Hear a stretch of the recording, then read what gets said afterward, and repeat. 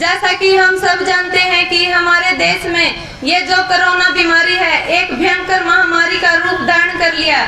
लेकिन क्या आप जानते हैं इस महामारी का सबसे बड़ा कारण क्या है? इसका सबसे बड़ा कारण है 5G टावर की टेस्टिंग। इसका मतलब है कि जो 5G टावर से रेडिएशन निकलती है और हवा में मिल जाती है और जब हम सांस लेते हैं तो वो हमारी सांस के द्वारा हमारे शरीर के अंदर चली जाती है और हमें बीमार कर देती है। 3G और 4G टावर तो सिर्फ जीव जंतु प्रजाति को नष्ट किया है, लेकिन ये जो 5G टावर है एक दिन हमारी मानव जाति को पूरी तरह से खत्म कर देंगे। इसलिए हम सबको एक साथ मिलकर ये करना चाहिए कि इन 5G टावरों का विरोध करेंगे। अगर हम ऐसा करते हैं तो इससे जो ये अंबानी अडानी पूंजीपति हैं इनको भारी चोट लगेगी, इनके जो व्यापार में लॉस आएगा और हम अपनी जीत की तरफ एक कदम उठाएंगे।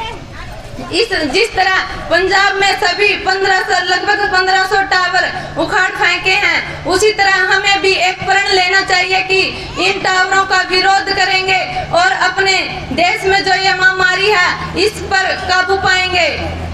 दूसरी बात यह है कि जो परसों हिसार में लाठीचार्ज हुआ है, ये प्रशासन बहुत गंदा काम किया है, घिनौना काम किया है, लेकिन ये नहीं जानते कि ये सब तो खट्टर की एक चाल थी जो जवान और किसानों को आमने सामने कर भाई भाई में फूट डालना चाहते थे।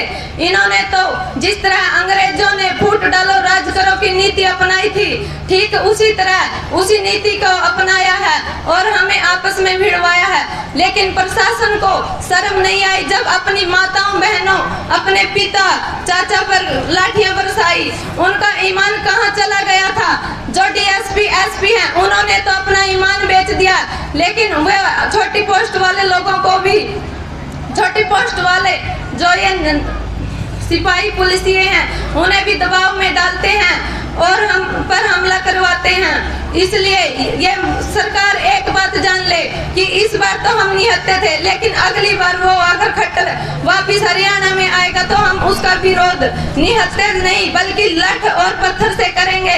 वो क्या सोचते हैं